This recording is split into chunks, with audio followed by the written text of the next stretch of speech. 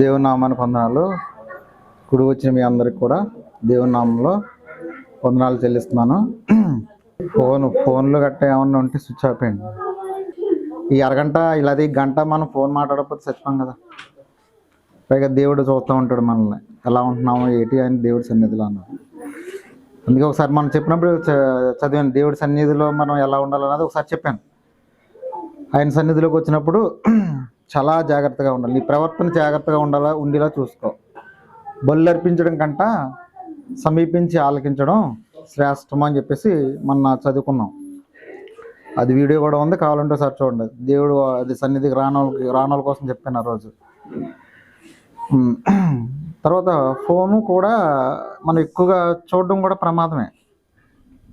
సొలొమోన్ మహారాజు ఒక మాట చెప్పాడండి, అది మొన్న పోయిన ఆదివారం ఫ్లోలో చెప్పడం మర్చిపోయాను. అదేం చెప్పాడంటే, ఆయన చూచుట చేత కన్ను తృప్తి పొందదు, వినుట చేత చెవు తృప్తి పొందదు. మనం ఎన్ని పాటలు విన్నా, ఎన్ని మెలోడియస్ సాంగ్స్ విన్నా, లేదా ఎలాంటి నచ్చిన పాటలు, ఏవో సినిమా పాటలు కానీ ఏమనివ్వండి, ఎంత విన్నా తృప్తి ఉండదు చెవికి. విని విని విని చెవు పోవాలే తప్ప కానీ తృప్తి ఉండదు. చాలామంది మొబైల్ చూస్తూ ఉంటారు, ఎక్కువ ఇన్స్టాగ్రామ్లో రీల్స్ చూస్తూ ఉంటారు, వాట్సాప్లో స్టేటస్లు చూస్తూ ఉంటారు, ఆ ఫేస్బుక్లో ఈ యూట్యూబ్లో అలా చూస్తూనే ఉంటారు. అలాగా చెయ్యి వేలు ఇలాగంటూ అలా చూస్తూనే ఉంటారు. అలా చూడడం వల్ల ఏమవుతుందంటే ఎలాంటి తృప్తి ఉండదు. అలా ఎన్ని రీల్స్ చూసినా, ఎంత చూసినా, ఎన్ని ప్రదేశాలు చూసినా, ఎన్ని చూసినా సరే తృప్తి అనేది ఉండదు, కంటికి తృప్తి ఉండదు. ఫలితం ఏమొస్తుందంటే కళ్ళు పోతాయి. మనం ఇంకా అందుకే చూడండి, ఈ రోజుల్లో పిల్లలు చిన్న వయసు నుంచే అందరూ స్పెట్స్ వాడడం అన్నారు. అదే వాడవలసి వస్తుంది. మన పెద్దోళ్ళకి కానీ పూర్వీకులు కానీ వాళ్ళకి స్పెట్స్తో పెద్ద పని ఉండేది కాదు. కానీ ఇప్పుడు చిన్నపిల్లలు మా బడిలో చూస్తుంటాం, 5వ తరగతి 6వ తరగతి చదివిన ఆడికి స్పెట్స్ ఉంటాయి. 7, 8, 9 అంటే స్పెట్స్. 10th క్లాస్కి వచ్చాడంటే కంపల్సరీ. ఇంక ఇంటర్మీడియట్కి వచ్చాడంటే ఇంకా కంపల్సరీగా స్పెట్స్ ఉండవలసిందే. చూడండి ఎలాగైపోయిందో. అంటే ఎంత అంటే ముందే మనం జాగ్రత్త పడ్డాం అనమాట. అది మంచిది. చూడడం చేత కంటికి తృప్తి ఉండదు. నేను ఈ పిల్లలు జాయిన్ చేసుకోవడానికి అని చెప్పేసి ఇంటింటికి వెళ్తుంటాను, అడ్మిషన్ రాయడం కోసం. మా కాలేజీలో జాయిన్ అవ్వండి అలాగని చెప్పేసి చాలా ఇంటి దగ్గర చూస్తుంటాను. టీవీ అలా ఆన్ చేసే ఉంటుంది, అలా ఆడుతూనే ఉంటుంది. అసలు కట్టరు, టీవీ ముందే పడుకుని పోతారు. అలాగా పడుకుని పోయి భోంచేసేటప్పుడు కూడా కట్టరు, అలా రన్నింగ్లోనే ఉంటుంది ఆ టీవీ. అలాగా ముందే మనకున్న ప్రాబ్లమ్సే మనకు బోల్డ్ ఉంటాయి. మళ్ళీ ఎక్స్ట్రాగా టీవీలో ఉన్న అన్నీ కూడా మన బ్రెయిన్లోకి ఎక్కించుకున్నాం అనుకోండి, ఉన్న ప్రశాంతత కూడా పోతుంది. ఎవరు టీవీలో ఉన్న ఆ సీరియల్స్ కానీ, ఆ సీరియల్స్ నిండా ఏముంటుందండి, దెబ్బలాడుకోవడం, ఒకరి మీద ఒకరు కుతంత్రాలు, కుట్రలు, ఆ మ్యూజిక్, అదంతా కూడా ఏంటంటే మనకున్నదే మన ప్రాబ్లమ్స్ మనకు చాలు. మళ్ళీ అదంతా ఎక్స్ట్రా ఏం చేస్తామంటే మన బ్రెయిన్కి ఎక్కిస్తాం, ఉన్న ప్రశాంతత కూడా పోతుంది. ఇది బాగా గుర్తుపెట్టుకోండి. మీరు ఎంతనే ఎక్కించాలంటే ఇది ఎక్కించండి, బైబిల్, ప్రశాంతంగా ఉంటాం. కానీ వేరేది ఏమి ఎక్కించినా మన మైండ్లోకి ప్రశాంతత అనేది ఉండదన్నమాట. సరే, ఇప్పుడు అక్క సాక్ష్యం చెప్పింది. చాలా ఘోరమైన సంఘటన అది. ఇలాంటి సంఘటనలు జరిగినప్పుడు చాలా బాధ అనిపిస్తుంది. బాధ అనిపించడం సంగతి పక్కనట్టండి, ఫిజికల్గా మనం ఎంత బాధపడినా దానికంటే ఎక్కువగా మెంటల్గా పెయిన్ అనిపించేస్తాం. మెంటల్గా అంటే మానసికంగా. ఇప్పుడు ఆ ఫ్యామిలీ కోలుకోవాలంటే ఇంచుమించుగా నెల పట్టొచ్చు, 2 నెలలు పట్టొచ్చు, లేదా సంవత్సరం పట్టొచ్చు. వాళ్ళు భోంచేస్తూ ఉంటారు కానీ తృప్తి ఏమనిపించదు. అసలు అదే ఆలోచనలో ఉంటారు. నిద్రపోతూ ఉంటారు కానీ సరిగ్గా నిద్ర పట్టదు. తర్వాత ఏ పనులు చేస్తూ ఉంటారు కానీ ఇంకా ఆందోళన, గాబరా, మనశ్శాంతి ఉండదు. అంటే మానసిక ఆరోగ్యం కూడా అలా మెల్లమెల్లగా దెబ్బతినిపోద్ది. వాళ్ళకే కాదండి, మనకు కూడా మనకి ఏమైనా మన లైఫ్లో ఏమైనా కొన్ని సంఘటనలు జరిగినప్పుడు మనకి మనశ్శాంతి అనేది ఉండదు, మానసిక ఆరోగ్యం అనేది ఉండదు. నేను దేవుణ్ణి నమ్ముకున్నాను, అయినా సరే నాకేంటి ఇలా జరిగింది, నేను దేవుళ్ళలోనే ఉంటున్నాను అయినా నాకేంటి ఇలా జరుగుతుంది అన్న ఒక డిస్సాటిస్ఫాక్షన్ అనేది మన మైండ్లో ఉండిపోద్ది, అసంతృప్తి ఉండిపోద్ది. మిగతా వాళ్ళే బాగా ఉంటున్నారు కదా, అన్యులే కొంచెం బాగుంటున్నారు, వాళ్ళే కొంచెం ఆనందంగా తిరుగుతున్నారు, నాకేంటి ఇలా జరుగుతుంది. ఇప్పుడు మా వదిన చూడండి, ఈ చుట్టూరు మెల్లమెల్లగా అక్కడి నుంచి అలా ఆక్యుపై చేసుకుంటూ వచ్చేసారు.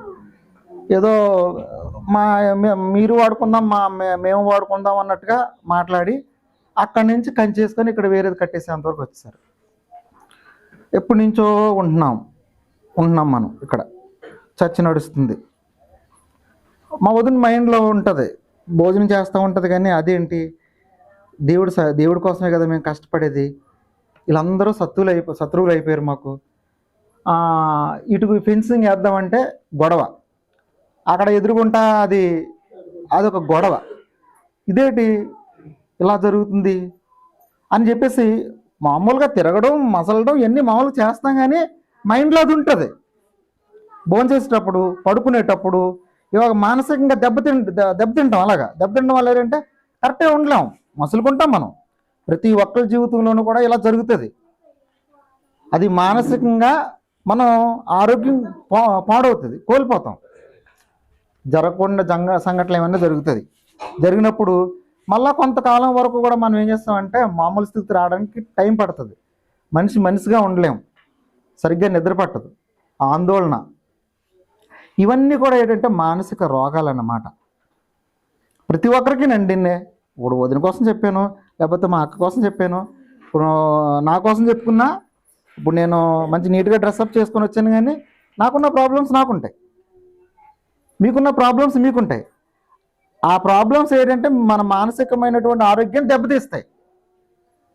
ఎవరో ఉద్యోగానికి వెళ్తారండి, ఉద్యోగం రాదు, చదువుకున్నాం బాగా నీట్గా, అయినా రాదు, ఫెయిల్ అయిపోయి బయటకు వస్తాం, ఇంటర్వ్యూకి వెళ్తాం, బయటకు వస్తాం, అరే అందరికీ ఉద్యోగం వచ్చింది, దేవుడంటే తెలియని వాళ్ళు నాకు రాలేదేంటి, ఏమైంది, ఏంటి సంగతి, ఏంటి అలా ఏదన్నా మనశ్శాంతి ఉండదు. ఇదే కాదండి, ప్రతి అంశంలోనూ కూడా ప్రతి ఒక్కరికి కూడా అసంతృప్తి అనేది ఉంటుంది, మనశ్శాంతి అనేది ఉండదు. సరే, మరి ఈ మనశ్శాంతి ప్రశాంతంగా లేకపోవడం వల్ల మనం ఏంటంటే మనం మాట్లాడుకోవడం, త్వరగా కోప్పడిపోవడం, ఏ పని సరిగ్గా చేసుకోలేకపోవడం, తర్వాత త్వరగా చిన్న విషయానికి కోపం వచ్చి ఆతల మీద గట్టిగా అరిసేయడం, అలా అన్నీ జరుగుతుంటాయి. ఎందుకంటే మన మనసు ప్రశాంతంగా లేకపోవడం వల్ల. ఇప్పుడు ఫర్ ఎగ్జాంపుల్, నాకు చెయ్యికి ఏదైనా దెబ్బ తగిలింది అనుకోండి, దీనికి ఆయింట్మెంట్ పెట్టి లేదా కట్టు కట్టి ఏదో సంథింగ్ రిలీఫ్ వచ్చేలా చేసుకుంటాను. కానీ మానసికంగా నేను ఏదైనా దెబ్బతిన్నాను అనుకోండి, దానికి మందు ఉండదు. ఏ షాప్లోకి వెళ్ళి కొనుక్కుందామన్నా నా మానసిక ఆరోగ్యం బాగలేదండి, నాకు మందు ఇవ్వండి అంటే ఈ మనోవ్యాధికి మందు లేదు, మందు ఉండదు. అందరూ మానసిక ఆరోగ్యం లేకుండా బాధపడుతున్నారు. బయటికి చెప్పుకోలేము కొన్ని విషయాలు, కొన్ని చెప్పుకుంటాము సాక్ష్యం ద్వారా కొన్ని చెప్పలేము. అలా ప్రతి ఒక్కరు కూడా ఏదో ఒక అంశంలో మానసికంగా ఆరోగ్యం లేకుండా మనం బాధపడుతూ ఉంటాం. సరే, మరి మానసిక ఆరోగ్యానికి మందు లేదు, బయట ఇప్పుడు జ్వరం వచ్చింది అనుకోండి మందు వేసుకుంటాం, లేదంటే వేరే ఏదైనా సరే మా శారీరకంగా ఏదైనా బాగోపోలేనప్పుడు దానికి మెడిసిన్స్ వేసుకుంటాం. మరి దీనికి మందు లేదు, మానసిక ఆరోగ్యం సరిగ్గా లేకపోవడం, మనం సరిగ్గా ఉండలేకపోతున్నాం. మరి దాన్ని మనం కరెక్ట్గా పొందుకోవాలి. కరెక్ట్గా ఉంటేనే మనం ఆనందంగా ఉండగలం, లేకపోతే మనం ఆనందంగా ఉండలేమండి. బయటకు మనం మంచి బట్టలు వేసుకున్నా, మామూలుగా మన ఫేస్ నవ్వుతున్నట్టు పెట్టినా లోన మాత్రం బాధ ఉంటుంది. బయటకు మాత్రం నవ్వుతున్నట్టుగా ఫేక్ స్మైల్, అంటే నిజం కానటువంటి ఆనందం బయటకు ప్రదర్శిస్తూ ఉంటాం. Because lack of mental peace, మనశ్శాంతి లేకపోవడం వల్ల. అర్థమైందండి? ఓకే. అప్పుడు అలాంటి వాళ్ళు ఏం చేస్తారంటే ఆందోళనకు గురవుతారు. ఆందోళనకు గురవి వాళ్ళలో బ్లడ్ ప్రెషర్ అనేది పెరిగిపోద్ది. బ్లడ్ ప్రెషర్ అంటే బీపీ పెరిగిపోద్ది. మళ్ళా అది హార్ట్ అటాక్ దారితీస్తుంది. అలా అది వేరేగా దారితీస్తుంది. ఓకేనా?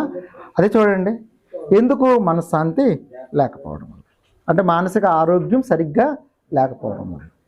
అయితే మరి ఆ మానసిక ఆరోగ్యం బాగా ఉండాలంటే మనం ఏం చేయాలి? మరి అది బాగుండాలి కదా. శారీరకంగా ఆరోగ్యంగా ఉండాలా, మానసికంగా ఆరోగ్యంగా ఉండాలా? శారీరకంగా ఆరోగ్యంగా ఉండడానికి మంచి ఫుడ్ తింటున్నాం, మరి మానసికంగా ఆరోగ్యంగా మనం ఉండాలి అంటే అప్పుడు ఈ మానసిక ఆరోగ్యం సరిగ్గా లేని వాళ్ళని ఏం చేస్తారంటే సైకాలజిస్టుల దగ్గర తీసుకెళ్తారు. సైకాలజీ అంటే మనస్తత్వ శాస్త్రవేత్తలు ఉంటారు కదా, వాళ్ళ దగ్గరికి తీసుకెళ్తారు. ఈరోజు మీకు అర్థం అవ్వకపోయినా కొంచెం ఫేస్ అలా అర్థం అవుతున్నట్టు పెట్టేయండి. నేను అలా లాగించిపోతాను, ఎందుకంటే మీకు ఈ ఫస్ట్ పార్ట్లో మీకు కొంచెం అర్థం కాదు, కానీ ఒక పావుగంట వరకును, ఒక నెక్స్ట్ పావుగంట మీకు బాగా అర్థం అవుతుంది. ఓకేనా? కొంచెం ఆ ఫేస్ మాత్రం అర్థం అవుతున్నట్టు పెట్టేయండి ఇలాగా. ఓకే, సరే. అయితే అప్పుడు ఏం చేస్తామంటే ఈ వ్యక్తిని ఏం చేస్తామంటే, అందుకే చూడండి, మరి మానసిక ఆరోగ్యం బాగోకే నా చిన్నప్పటి నుంచి చూస్తూ ఉంటాను, పిన్ అవుతుంది లక్ష్మి పిచ్చి లక్ష్మి అంటారు. నా చిన్నప్పటి నుంచి చూస్తున్నాను, అదేంటి అలా మాట్లాడేసుకుంటే వెళ్ళిపోతుంది అనుకునేవాడిని నేను. మీరు చూసారే లేదు కానీ ఆవిడ్ని నేను చాలాసార్లు చూశాను. ఎందుకు అలా వెళ్ళిపోతుంది మాట్లాడుకుంటానా అని చెప్పి అనుకుంటాను.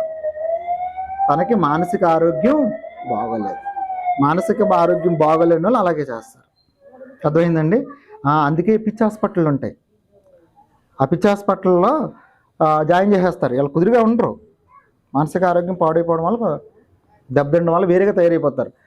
అప్పుడు వాళ్ళు ఏం చేస్తారంటే సైకాలజిస్ట్ దగ్గర తీసుకెళ్తారు. ఆ సైకాలజిస్ట్ అనేటువంటి ఆయన దగ్గర తీసుకెళ్ళినప్పుడు వాళ్ళు కొన్ని ట్రిప్స్ చెప్తారు. వాళ్ళకి కొన్ని ట్రిప్స్ ఏమని చెప్తారంటే,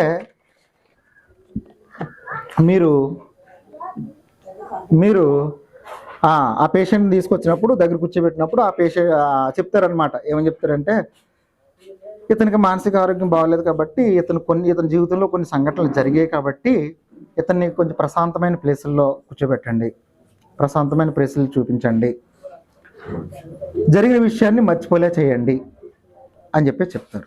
అదొక రక్షణ తంత్రం. ఈ రక్షణ తంత్రాన్ని ఎవరో కనిపెట్టారంటే ఆస్ట్రియాకు చెందినటువంటి ఒక మనోవిజ్ఞాన శాస్త్రవేత్త సిగ్మండ్ ఫ్రాయిడ్ అనేటువంటి ఒక వ్యక్తి ఈ రక్షక తంత్రాలను కనిపెట్టాడు. అంటే మానసిక ఆరోగ్యం బాగోపోతే ఈ రక్షక తంత్రాలను ఉపయోగించుకొని మానసిక ఆరోగ్యం బాగుండేలాగా చేసుకోవడానికి అన్నమాట. ఇది బిఈడి చదివే వాళ్ళ అందరూ కూడా ఈ రక్షణ తంత్రాల కోసం చదువుతుంటారు. సిగ్మండ్ ఫ్రాయిడ్ కనిపెట్టాడు అనమాట. ఇప్పుడు ఉద్యోగానికి ట్రై చేసే వాళ్ళందరూ కూడా ఎవరైతే ఉన్నారో, టెట్ అయిపోయిన వాళ్ళు కానీ డిఎస్సికి రాద్దాం అనుకున్న వాళ్ళు ఎవరైతే ఉంటారో వాళ్ళందరూ చదువుతూ ఉంటారు ఈ రక్షణ తంత్రాల కోసం. ఈ రక్షణ తంత్రం లేకుండా అసలు క్వశ్చన్ పేపర్ కూడా ఉండదు, కంపల్సరీగా ఇస్తాడు. అందువల్ల ఈ 8 చదువుతూ ఉంటారు అనమాట. అందులో ఫస్ట్ వన్ సిగ్మండ్ ఫ్రాయిడ్ ఏం చెప్పాడంటే దమనం అనే ఒక రక్షణ తంత్రం కోసం చెప్పాడు. దమనం అంటే అర్థం ఏంటంటే, మీకు గుర్తు లేకపోయినా పర్లేదు లేండి, జస్ట్ వినండి అంతే. దాని అర్థం ఏంటంటే, ఏదైనా ఒక సంఘటన జరిగినప్పుడు దాన్ని బలవంతంగా మనం మర్చిపోవాలి. అలా మర్చిపోవడాన్నే దమనం అంటారు. మర్చిపోవాలి అని చెప్పాను.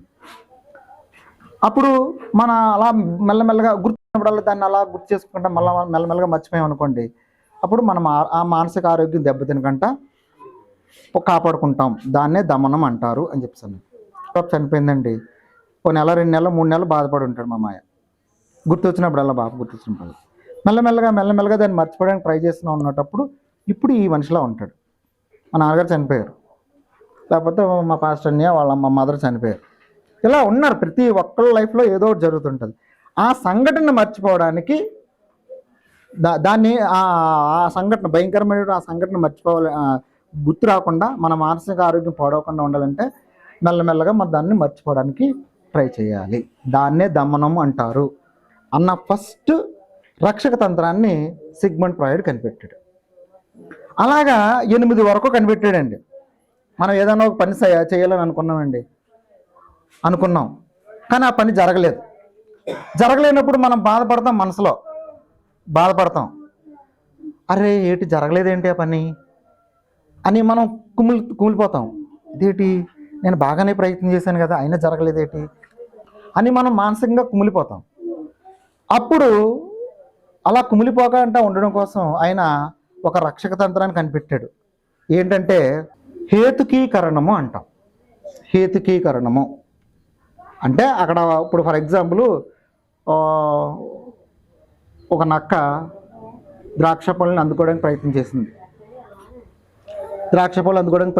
కానీ ద్రాక్ష పళ్ళు అందలేదు. ప్రయత్నం చేసి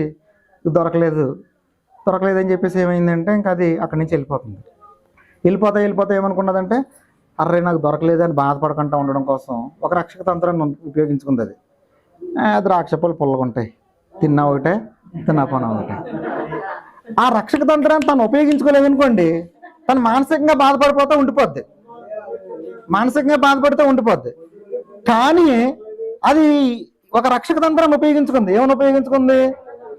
పుల్లగుంటాయి తిన్నా ఒకటి తినకపోయినట్టు, పుల్లగుంటాయి ద్రాక్ష పళ్ళు అని. అందువల్ల అలా సాటిస్ఫై అయిపోయింది. అలా ఏంటంటే ఇంకొకటి, ఎవరో ఒక వ్యక్తి చదువుకుందాం అనుకున్నాడు, కానీ చదువుకోలేకపోయాడు, చదువు అబ్బలేదు. నేను మాస్టర్ని అయితే బాగున్నాను, లేదా ఒక డాక్టర్ని అయితే బాగున్నాను, ఒక ఇంజనీర్ని అయితే బాగున్నాను అని అనుకుంటాడు. కానీ తను అవ్వలేకపోతాడు. అది మనసు బాధగా ఉంటుంది. అలాగా అప్పుడు వాడు పిల్లలు చదివించి తను ఇంజనీర్ అవ్వాలనుకున్నాడు కదా, ఆ ఇంజనీర్ అవ్వాలనుకున్న దాన్ని ఆ పిల్లడిని ఇంజనీరింగ్ చేసి తన కొడుకులో చూసుకుంటాడు. తన కొడుకుని ఇంజనీరింగ్ చేసుకొని ఆ విధంగా సంతృప్తి పొందుతాడు అనమాట. ఆ విధంగా రక్షక తంత్రాన్ని ఉపయోగించుకుంటాడు. అలాగా ఒక్కొక్కరు కూడా ఏదో ఒక రక్షక తంత్రాన్ని ఉపయోగించుకొని వాళ్ళ యొక్క మానసిక ఆరోగ్యాన్ని కాపాడుకుంటారు. ఇలా 8 వరకు ఉన్నాయి. ఇవన్నీ నేను ఎక్స్ప్లెయిన్ చేస్తే టైం ఎక్కువైపోద్ది. అలా మన మానసిక ఆరోగ్యం కాపాడుకోవడానికి కొన్ని రక్షక తంత్రాలు సిగ్మండ్ ఫ్రాయిడ్ కనిపెట్టాడు. ఆ తర్వాత ఇంటర్మీడియట్ చదివిన ఎవరైనా ఉంటే వాళ్ళకి తెలుస్తుంది. ఇంటర్మీడియట్ సెకండ్ ఇయర్లో ఫస్ట్ లెసన్ ఆఫ్ స్టడీస్ అని ఉంటుంది. ఆఫ్ స్టడీస్ ఆ చెప్పేటప్పుడు ఫస్ట్ లెసన్ ఆఫ్ స్టడీస్ చెప్పినప్పుడు ఫ్రాన్సిస్ బ్యాకన్ అనేటువంటి ఒక రైటర్ ఏమన్నాడంటే, మానసిక ఆరోగ్యాన్ని కాపాడుకోవడానికి కొన్ని పుస్తకాలు చదివితే మానసిక ఆరోగ్యం బాగుంటుంది అని చెప్పేసి చెప్పాడు.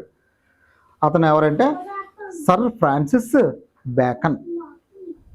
మానసిక ఆరోగ్యం బాగుండాలంటే కొన్ని పుస్తకాలు చదవండి, ఆ పుస్తకాలు చదివితే మీ యొక్క మానసిక ఆరోగ్యం బాగుంటుంది. చరిత్రకు సంబంధించిన పుస్తకాలు చదవండి, లేదా పోయిటరీకి సంబంధించిన పుస్తకాలు చదవండి. ఓకే, చరిత్రకు సంబంధించిన పుస్తకాలు చదివితే మీకు జ్ఞానం పెరుగుతుంది.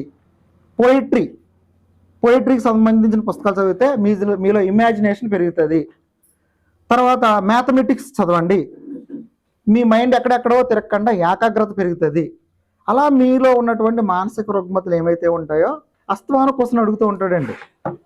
ఇంటర్మీడియట్లో అస్తమానం ఒక క్వశ్చన్ అడుగుతూ ఉంటాడు, how do studies cure the diseases of mind. పుస్తకాలు మన మైండ్లో ఉన్నటువంటి రోగాల్ని ఎలా క్యూర్ చేస్తాయి అని చెప్పేసి ఒక క్వశ్చన్ అడుగుతూ ఉంటాడు. పిల్లలకు మేము నేర్పిస్తాము, ఆ చాప్టర్కి సంబంధించింది వాళ్ళు చదువుతారు, తర్వాత ఎగ్జామ్లో రాస్తారు.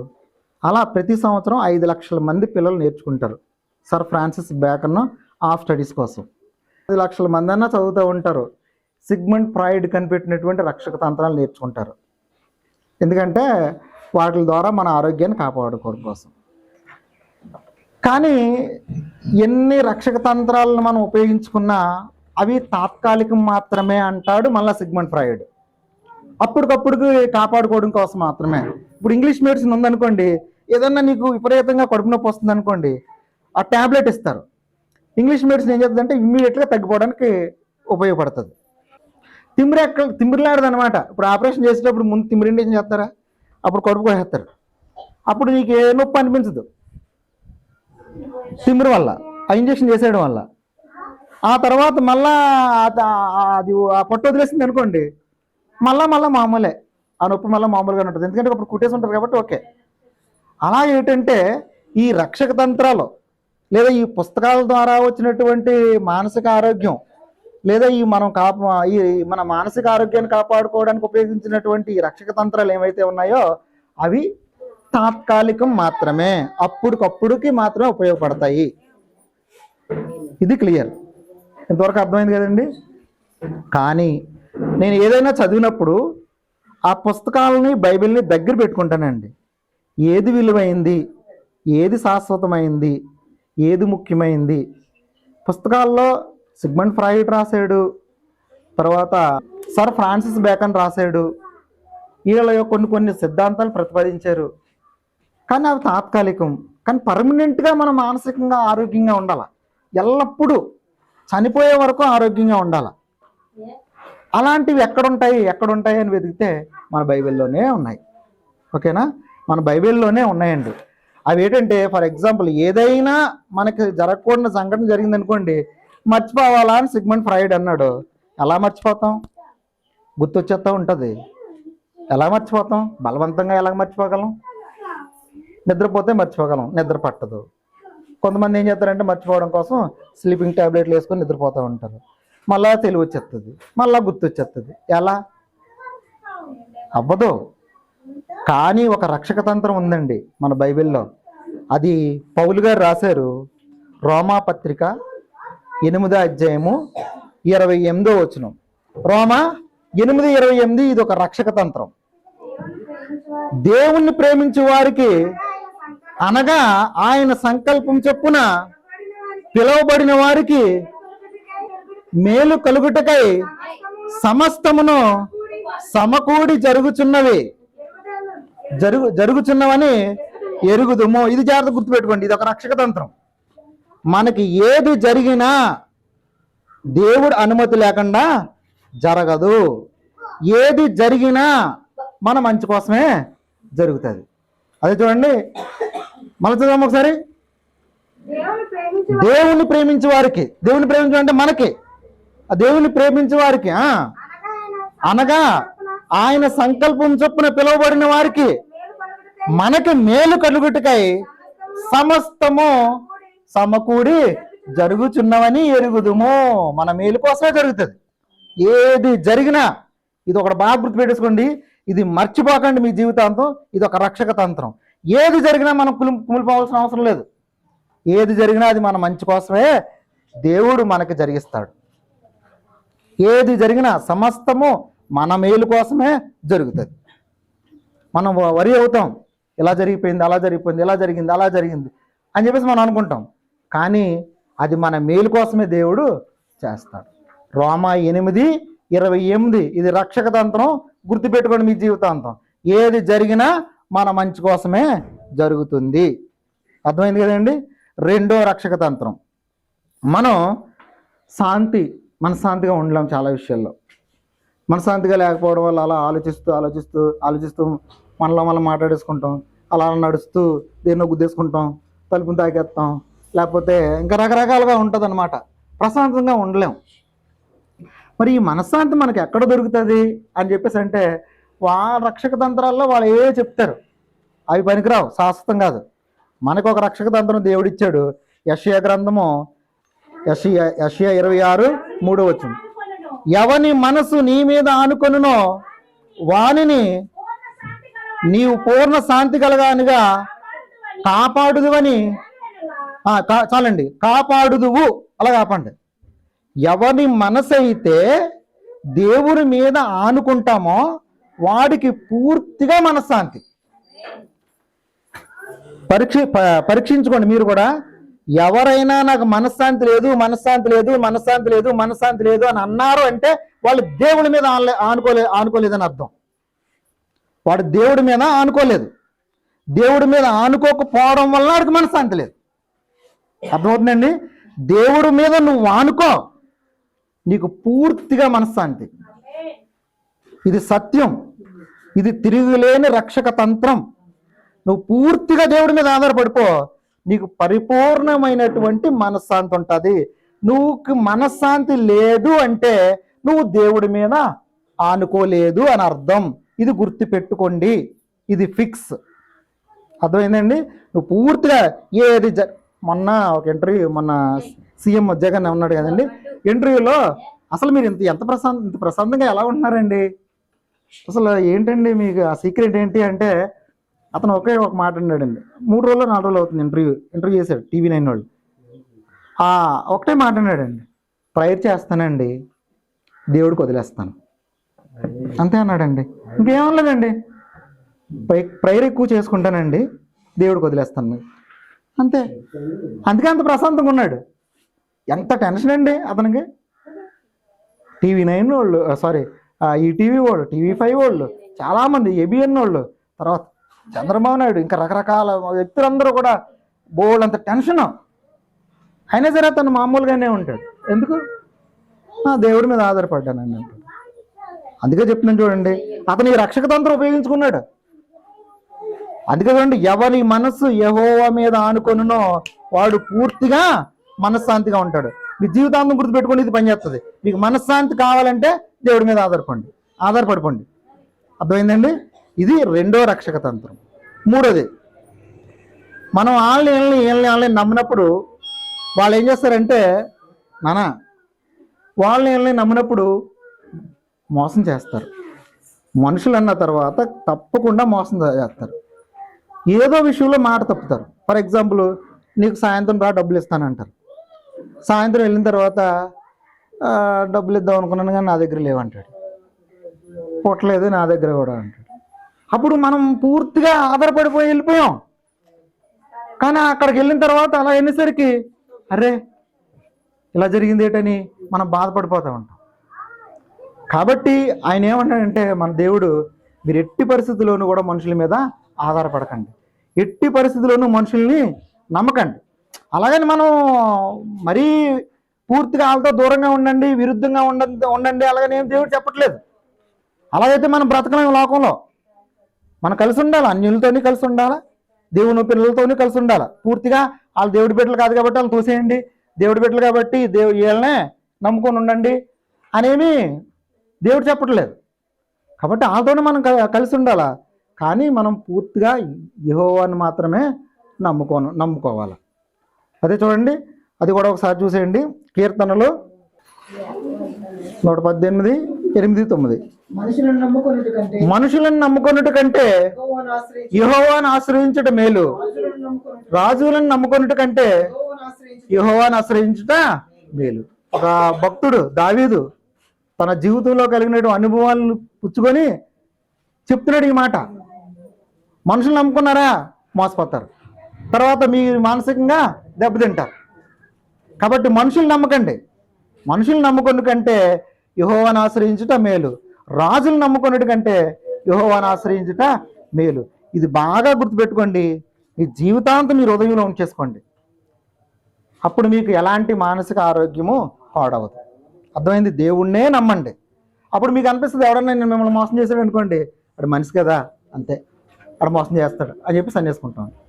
తర్వాత నెక్స్ట్ ఇంకో రక్షక తంత్రం, ఎట్టి పరిస్థితుల్లోనూ కూడా మనం కోప్పడకూడదు. ఎట్టి పరిస్థితుల్లోనూ కోప్పడదాం. ఇది చాలా ప్రమాదకరం అండి. మన మానసిక ఆరోగ్యాన్ని పాడు చేసేది ఇది ఒకటే. సామెతలు గ్రంథం, సామెతలు 17, 27, 28. మితముగా మాట్లాడువాడు తెలివి గలవాడు, శాంత గుణము గలవాడు, వివేకము గలవాడు. ఒకడు మూఢుడైనను మౌనముగా నున్న ఎడల వాడు జ్ఞాని అని ఎంచబడును. అట్టి వాడు పెదవులు మూసుకొనగా వాడు వివేకి అని ఎంచబడును. సామెతల గ్రంథంలో చాలా రక్షక తంత్రాలు ఉన్నాయండి. అందులో నాకు ఇది చాలా ఇష్టం. నీకు ఎంత కోపం అంటే వచ్చేనివ్వండి, సైలెంట్గా ఉంటుంది, మాట్లాడద్దు. నీకు మనసులో ఆడి ఎంత నువ్వు మూలుడివి అయినది, నువ్వు మౌనంగా ఉండు, నువ్వు వివేకం అవుతావు. ఒకడు మూడుడైన నువ్వు మౌనంగా ఉన్న ఎడల వాడు జ్ఞాని అని ఎంచబడును, అట్టి వాడు పెదవులు మూసుకొనగా వాడు వివేకి అని ఎంచబడు. చాలా మంచి రక్షక తంత్రం అండి. తర్వాత చూడండి, సామెతలు 29:11. బుద్ధిహీనులు తన కోపమంతా కనపరచును, జ్ఞానము గలవాడు కోపం అణుచుకొని దాన్ని చూపుకొని. చాలు. బుద్ధిహీనుడు ఏం చేస్తాడంటే వాడుకున్న కోపం అంతా కూడా, ఎంత కోపం ఉందో అంత కోపం బయటపెడేస్తాడు. కానీ జ్ఞానం గలవాడు కోపం అంతా అణుచుకుంటాడు. అందుకే చూడండి, కోపం అన్నప్పుడు చాలామంది వస్తువులు పగలగొట్టడం, టీవీలు పగలగొట్టడం, ఇంకా ఆతల మీద గట్టిగా చేయడం, ఇలా అన్నీ చేస్తూ ఉంటారండి. అలాంటివన్నీ ఏమీ జరగవు. అందుకే బుద్ధిహీనుడు కోపం అంతా చూపించేస్తాడు, తెలివైనవాడు జ్ఞానం గలవాడు కోపం అస్సలు చూపించడు. గుర్తుపెట్టుకోండి, మీరు కోపం పడ్డారా అసలు బీపీ ఎంటర్ అయిపోద్ది. కోపం వచ్చిందా బ్లడ్ ప్రెషర్ పెరిగిపోద్ది, ఆ తర్వాత హార్ట్ వరకు వెళ్ళిపోద్ది. అది తర్వాత ఏం జరుగుతుంది చూడండి, చాలామంది హార్ట్ అటాక్తో చనిపోయారు అని అంటారు. ఎట్టి పరిస్థితుల్లోనూ కోపం రాకూడదు అనమాట. ఇంకోటి చూడండి, 20 అధ్యాయము 22 కీడుకు ప్రతికీడు చేసేదనని అనుకొనవద్దు, యెహోవా కొరకు కనిపెట్టుకొనుము, ఆయన నిన్ను రక్షించు. ఇది బాగా గుర్తుపెట్టుకోండి. మనల్ని రేపుతూ ఉంటారు, మనల్ని ఏదో ఒకటి అంటూ ఉంటారు.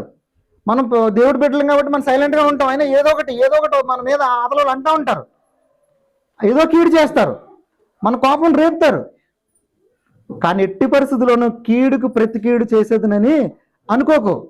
ఆడిలా చేసాడు కదా, దానికి ఇంకా ఎక్స్ట్రా చేస్తాను అని నువ్వు మనసులో పెట్టుకున్నావు అనుకోండి, అప్పటి నుంచి నీ మనసు ప్రశాంతంగా ఉండదు. అప్పటి నుంచి నువ్వు ప్రశాంతంగా నిద్రపోలేవు, ప్రశాంతంగా తినలేవు, ప్రశాంతంగా మాట్లాడలేవు. ఎందుకంటే ఎప్పుడు అవకాశం దొరుకుతుందా, ఎప్పుడు దొరుకుతాడా వీడు, ఎప్పుడు దొరుకుతాడా అని అలా ఎదురు చూస్తూ ఉంటుంటాం. మనం ఏం ప్రశాంతంగా ఉంటాం.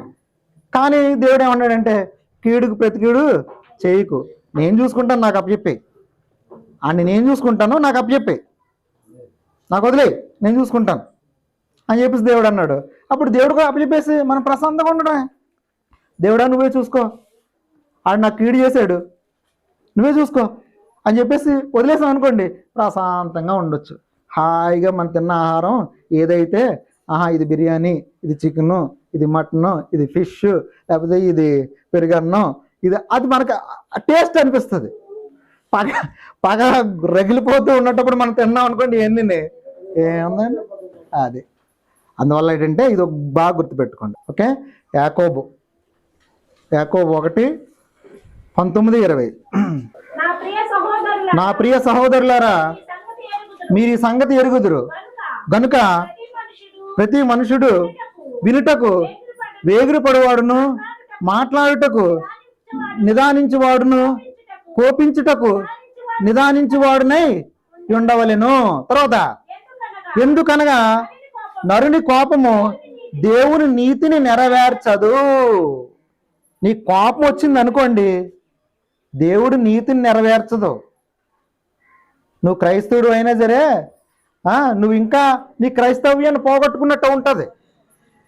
నీ కోపం వచ్చి నువ్వేదో చేసావు అనుకోండి, దేవుడు నీతిని నెరవేర్చదు. మన కోపం ఎప్పుడు కూడా, మన కోపం వచ్చామంటే తప్పే చేస్తామండి. ఇది ఒకటి గుర్తుపెట్టుకోండి.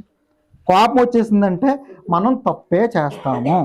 కోపంతో ఏ పని చేసినా అది తప్పే అవుతుంది. అది దేవుని నీతి కూడా కాదు, దేవుని నీతిని నెరవేర్చదు. అర్థమైందండి? అది. తర్వాత ఇంకా మన దేవుడు ఏమంటున్నాడంటే, ఏమి తిందుమో ఏమి తాగుదుమో అని చింతింపకండి. మీరు చింతింపకండి. మనం చింతపడతాం, అర్రే ఈరోజు మళ్ళీ ఈ వారం వరకు ఓకే, వచ్చే వారం వరకు మనకు అన్నీ ఉన్నాయి, వచ్చే నెల వరకు మనకు ఉన్నాయి, తర్వాత మళ్ళీ ఎలాగా అలా చింతిస్తాం. కానీ అలా కూడా మీరు చింతించకండి. ఓకేనా? ఆకాశ పక్షులు చూడండి, అవి విత్తవు, కోయవు, కోటల్లో కూర్చుకోవు, అయినా సరే నేను వాటిని పోషిస్తున్నాను. నిన్ను నేను పోషిస్తాను. అర్థమైందా? తర్వాత నీ తల వెంట్రుకలు ఎన్ని ఉన్నాయో కూడా నాకు తెలుసు. నీ తల వెంట్రుకలు ఎన్ని ఉన్నాయో నీకు తెలుసా? ఎవరికి? కానీ దేవుడికి లెక్కే. ఒక పక్షి ఆకాశం నుంచి రాలి చనిపోయిందంటే ఆయన సెలవు లేకుండా పడిపోదండి. ఇది బాగా గుర్తుపెట్టుకోండి. పక్షి ఆకాశం నుంచి పడిపోయింది, చనిపోయింది అనుకోండి, అయితే ఎలాగోలా చనిపోయింది అనుకోండి, దేవుడు సెలవు లేకుండా. కానీ నువ్వు పక్షి కంటే శ్రేష్టం. నీ తల వెంట్రుకలన్నీ కూడా లెక్కట్టుబడి ఉన్నాయి. నీ వెంట్రుకొక్కటి రాలిందంటే దేవుడు అనుమతి లేకుండా. అందువల్ల నువ్వు ఎప్పుడు కూడా భయపడవలసిన పని లేదు. ఎప్పుడు భయపడొద్దు, ఆందోళన చెందొద్దు. ఇది ఒకటి గుర్తుపెట్టుకోండి. ఎప్పుడు కూడా ఆందోళన మనం చెందవలసిన అవసరం లేదు. ఎందుకంటే మన తల వెంట్రుకు రాలిన ఆయనకి తెలుస్తుంది. మన తల వెంట్రుకలు ఎన్ని ఉన్నాయో ఆయనకి లెక్క. కాబట్టి మనం భయపడవలసిన అవసరం లేదు. భయపడొద్దు, ఎలా బ్రతకాలని చింతించొద్దు. ఎట్టి పరిస్థితులు ఈ రెండు ఎలా బ్రతకాలని చింతించలేదు అనుకోండి, వీఆర్ హ్యాపీ. ఎవరికి మనం భయపడలేదు అనుకోండి, దేవుడికి మాత్రం భయపడండి. గుర్తుపెట్టుకోండి. మనుషులకు భయపడకపోయినా పర్లేదు, దేవుడికి మాత్రం భయపడాలి. అర్థమైందండి? అది తర్వాత అసలైనటువంటి గుణము ఒకే ఒక గుణం ఉందండి. 1 కొరింథీ 13వ అధ్యాయం 1 నుంచి చూడండి. అన్నిటికంటే ముఖ్యమైనటువంటి క్వాలిటీ ఒకటి మనం మనసులో ఉంచుకోవాలి. దేవుడి మాటలు ఇప్పటి వరకు మనం చెప్పుకున్నటువంటి ఆ వచనాలను మనం ఉపయోగించుకోవాలా. 3 లక్షణాలని మనం మనసులో ఉంచుకోవాలి. అవి ఏంటంటే ప్రేమ అనేటువంటి ఒక లక్షణం. ఆ ప్రేమ అనేటువంటి గుణాన్ని మన మనసులో ఉంచుకున్నాం అనుకోండి, ఇక పూర్తి ఆరోగ్యం అండి. పూర్తిగా ఆరోగ్యవంతులమే. పైన చెప్పుకున్న రక్షక తంత్రాలన్నీ కూడా ఇందులో ఇంక్లూడ్ అయిపోయి ఉండిపోతాయి. ఆ గుణాన్ని మనం మన మనసులో పెట్టుకోవాలన్నమాట.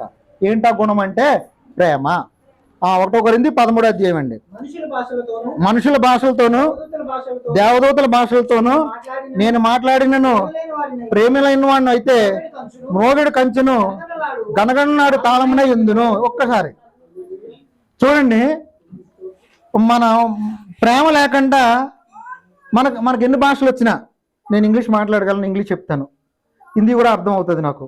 ఓకే, అలా మీరు కూడా ఒక భాషలు తెలిసినప్పటికీ, భాషా పండిత అయినప్పటికీ కూడా దేవదూతల భాషలతో మాట్లాడిన పివి నరసింహరావు చాలా భాషలు, చాలామందికి 4-5 భాషలు వస్తుంటాయి. ఎన్ని భాషలతో మాట్లాడినా కొంతమంది పరిశుద్ధాత్మ శక్తితో మాట్లాడుతుంటారు భాషలు. ఇలా మాట్లాడినప్పుడు కూడా ప్రేమ లేకపోతే వ్యర్థుడను అంటున్నాడండి. అంటే ప్రేమ అనేది గుణం నీలో ఉండాలి. నేనే చదివేస్తానులేండి. ప్రవచించు కృపావరమయు కలిగి మర్మములన్నీ జ్ఞానమంతయు ఎరిగినవాడినైను కొండలను పెకిలింపగల పరిపూర్ణ విశ్వాసం గలవాడినైను ప్రేమ లేనివాడినైతే నేను వ్యర్థుడను. నా దగ్గర బోళ్ళంత విశ్వాసం ఉంది, ఈ కొండల్ని సముద్రంలో పడిపో అనన్నా ఆ కొండ వెళ్ళిపోయి సముద్రంలో పడిపోయే అంత విశ్వాసం ఉంది. కానీ అంత విశ్వాసం ఉన్నప్పటికి కూడా నాలో ప్రేమ లేకపోతే నేను వ్యర్థుడను. బేదల పోషణ కొరకు నా ఆస్తి అంతా ఇచ్చినను, కాల్చబొట్టుకు నా శరీరం అప్పగించినను ప్రేమ లేని వాడిని అయితే నాకు ప్రయోజనం ఏమీ లేదు. నేను ఎంత హెల్ప్ చేసినా ఆతల వాళ్ళకి, బేదలకి ఎంత పెట్టినా, ఎంత ఫుడ్ పెట్టినా, ప్రేమ అనేది నాలో లేకపోతే, ప్రేమ అనే గుణం నాలో లేకపోతే నేను వ్యర్థుడను. ప్రేమ దీర్ఘకాలము సహించును. ప్రేమ అనే గుణం నీలో ఉందండి, కోపం ఎందుకు వస్తుందండి? అది దీర్ఘకాలము సహిస్తుంది, దీర్ఘకాలము సహిస్తూనే ఉంటుంది, అందరినీ క్షమిస్తూనే ఉంటుంది. నీ పొరుగోడు తప్పు చేసినా, నీ పక్కోడు తప్పు చేసినా, ఎవడు తప్పు చేసినా క్షమిస్తూనే ఉంటుంది. అప్పుడు నీ కోపం ఎందుకు వస్తుంది? ప్రశాంతంగా ఉండొచ్చు. అందుకే ఆ లక్షణాన్ని నీలో ఉంచుకో అంటున్నాడు. తర్వాత ప్రేమ దీర్ఘకాలము సహించును, దయ చూపించును. దయ చూపిస్తుంది అది. ప్రేమ మత్సరపడదు, అంటే గర్వంగా ఉండదు అసలు ఎప్పుడు కూడా. తర్వాత ప్రేమ డంబంగా ప్రవర్తింపదు, అది ఉప్పొంగదు, అమర్యాదగా నడవదు, స్వప్రయోజనం విచారించుకున్నది. నేనే బాగుండాలా అన్న ఆలోచన తనలో ఉండదు. కోపపడదు, త్వరగా కోపపడదు, అపకారం మనసులో ఉంచుకోదు. నువ్వేదైనా అపకారం చేస్తే మనసులో పెట్టుకోదు, అది క్షమించేస్తుంది వెంటనే. దుర్నీతి విషయమై సంతోషపడక సత్యమైన సంతోషించును, అన్నిటినీ తాళును, అన్నిటినీ నమ్మును, అన్నిటినీ నిరీక్షించును, అన్నిటినీ ఓర్చును. అన్నీ ఓర్చుకుంటుందండి. ప్రేమ శాశ్వత కాలం ఉండును. ఎక్స్ప్లెయిన్ చేస్తే భలే ఉంటుంది, కానీ చాలా ఎక్సలెంట్ అండి. ఈ క్వాలిటీ ఒక్కటి మీలో ఉంటే మీరు జీవితాంతము కూడా తర్వాత జీవితం మానసికంగా ఆరోగ్యవంతులుగా ఉంటారు. ప్రపంచంలో ది హ్యాపీయెస్ట్ మ్యాన్ మీరే అవుతారు. మరి ప్రేమ అనేది మరి ఎక్కడ దొరుకుతుంది అని మీరు అడిగితే, ప్రేమ అంటే ఏమి కాదండి, ప్రేమ అంటేనే మన యేసు ప్రభు. ఇప్పుడు మరి ఈ ప్రేమను ప్రకాశాన్ని మేము ఎక్కడ తెచ్చి పెట్టుకోవాలా? ఏ కొట్టు దగ్గర దొరుకుతుంది ప్రేమ అంటే? ఏ కొట్టు దగ్గర దొరకదు, ఏ షాప్లోనూ దొరకదు, డిమార్ట్కి వెళ్ళినా దొరకదు. మరి ఎక్కడ దొరుకుతుంది మనకి ఇది? బైబిల్లో. బైబిల్ అంటే ఏంటి? యేసు ప్రభు. యేసు ప్రభుని మన హృదయంలో పెట్టుకుంటే ఈ క్వాలిటీస్ అన్నీ మనకి ఉన్నట్టే. ఎందుకంటే మన దేవుడు ప్రేమ స్వరూపి. ప్రేమకి స్వరూపం ఏదైనా ఉందనుకోండి, ప్రేమ అనేది స్వరూపం చూపించలేము, కానీ ప్రేమకు ఒక స్వరూపాన్ని చూపించామనుకోండి. ఇప్పుడు అతను చాలా దయగలవాడు అని అన్నామండి, దయగలవాడు అన్నాం. ఆ దయ అన్న దానికి స్వరూపం ఉండదు, స్వరూపం ఉండదు. తర్వాత అతనికి కోపం ఎక్కువ అన్నామండి, ఆ కోపానికి స్వరూపం ఉండదు, మన మనసులో ఊహించుకుంటామంటే. అవి అబ్స్ట్రాక్షన్ నౌన్స్ అంటారు అట్లనే. అలాగే ప్రేమ అని ఉన్నది అనుకోండి, ఆ ప్రేమ అన్నది స్వరూపాన్ని చూపించలేము. ఆ ప్రేమ అన్నది ఒక ఆకారంలో మన కంటికి కనిపించదండి, కానీ ఒక స్వరూపాన్ని చూపించాలి అంటే మన యేసు ప్రభు మాత్రమే. అందుకే ప్రేమ స్వరూపి అయినా. చూడండి అదొకటి లాస్ట్ 1 యోహాను 4:8. 1 యోహాను 4:8. దేవుడు ప్రేమ స్వరూపి, ప్రేమ లేనివాడు దేవుని ఎరగడు. చాలండి, దేవుడు ప్రేమ స్వరూపి. ప్రేమ అంటేనే మన యేసు ప్రభు. చూడండి, ప్రేమ స్వరూపి అని ఉన్న తర్వాత ఫుట్ నోట్ అని 1 నుండి దాని కిందన ఉంటుంది, ఒకటి రాసి ఉంటుంది చిన్న లైను, దేవుడు ప్రేమయై ఉన్నాడు. ప్రేమ అంటేనే దేవుడు యేసు ప్రభు. ఆ యేసు ప్రభువుని మన హృదయంలో పెట్టుకున్నాం అనుకోండి, పూర్తిగా మనశ్శాంతి, పూర్తిగా మానసిక ఆరోగ్యం, ఎల్లప్పుడూ హ్యాపీగా ఉండొచ్చు జీవితాంతం కూడా. ప్రేమ అంటే మళ్ళా ప్రేమలో 3 రకాలు ఉన్నాయండి. గ్రీకులు మూడు భాగాలుగా చేస్తారు ప్రేమనే. ఎరోస్ అంటారు. ఎరోస్ అంటే ఈ కామంతో నిండిపోయి ప్రేమికులు, అబ్బాయిలు అమ్మాయిలు ప్రేమించుకుంటారు. ఆ ప్రేమించుకొని ఇష్టమైనట్టు బీచ్లు అంట, తుప్పలు అంట, డొంకలు అంట తిరుగుతూ ఉంటారు. ఆ కాలేజీకి వెళ్ళిన తర్వాత అయ్యే పనులు అయిపోయి ఇప్పుడు చాలామంది. అది వేరే, ఆ ప్రేమ వేరే అండి, అది కామం. దాని ప్రేమ అనే పేరు పెట్టుకుని తిరుగుతూ ఉంటారు. అది కాదండి, ఆ ప్రేమ కాదు, అది కానీ పెట్టుకున్నారు కానీ మనసులోనే, అది వేరే, అది దానికి మనకి సంబంధం లేదు. రెండోది ఫిలియోస్ అంటారు. ఫిలియోస్ అంటే అనురాగం అనమాట. ఫిలియోస్ గ్రీక్ భాషలో రెండో రకం అనమాట ప్రేమ. అది సహోదర ప్రేమ. అంటే తల్లిదండ్రులు పిల్లల మధ్య ప్రేమ, అన్నదమ్ముల మధ్య ప్రేమ, పెద్దవాళ్ళు చిన్నవాళ్ళ మధ్య ప్రేమ, స్నేహితుల మధ్య ప్రేమ. అది అందుకే ఫిలడెల్ఫియా సంఘం అంటారు. ఫిలడెల్ఫియా అంటే సహోదర ప్రేమ అని అర్థం. ఇక లాస్ట్ 3వది అగాపే ప్రేమ.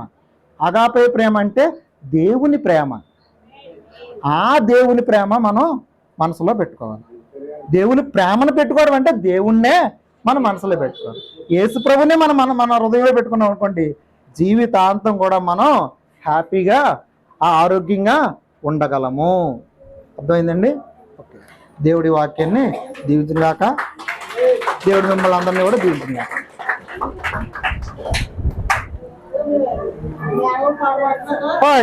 ఇదైతే చూడండి, ఏదో పాట పాడుతుందంట.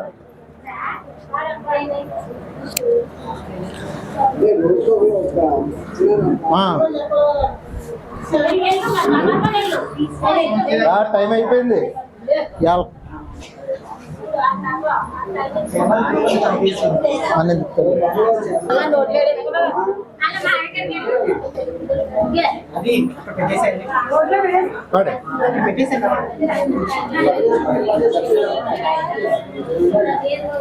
ఇద్దరు ఎలా పట్టుకుంటారు, లేకపోతే ఇలా పెడతాను లేకపోతే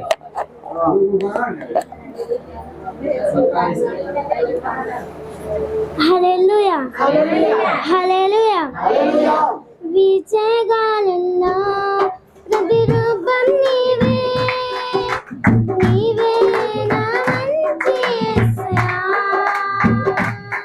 ప్రవహించే సెలయేరై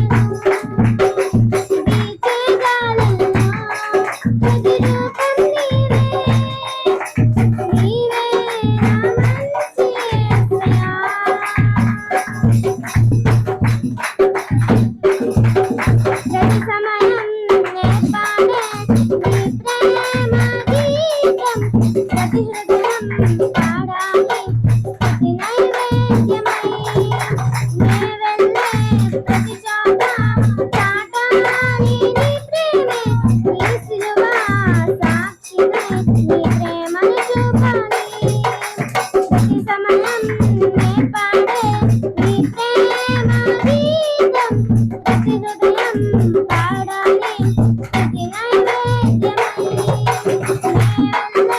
ప్రతి చోట చాటాలి నీ ప్రేమే నీ సిలువ సాక్షినై నీ ప్రేమను చూపాలి నా కోసమే నీవు మరణించి పరలోకమే నాకు ఇచ్చావు నా కోసమే నీవు మరణించి పరలోకమే నాకు ఇచ్చావు నా ప్రియ యేసు నా ప్రాణనేస్తం నీవు లేకుంటే నేను జీవించలేను నా ప్రియ యేసు నా ప్రాణనేస్తం నీవు లేకుంటే నేను జీవించలేను వీచే గాలుల్లో ప్రతిరూపం నీవే నీవే నా మంచి యేసురా గ్రహించే సెలయేరై రావా నీవు జీవనదిలా మమ్ము తాకు యేసయ్యా వీచే గాలుల్లో ప్రతిరూపం నీవే నీవే నా మంచి యేసయ్యా గ్రహించే సెలయేరై రావా నీవు జీవనదిలా మమ్ము తాకు యేసయ్యా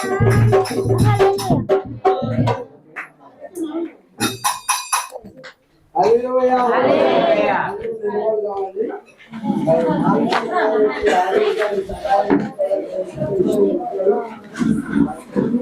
హల్లెలూయా.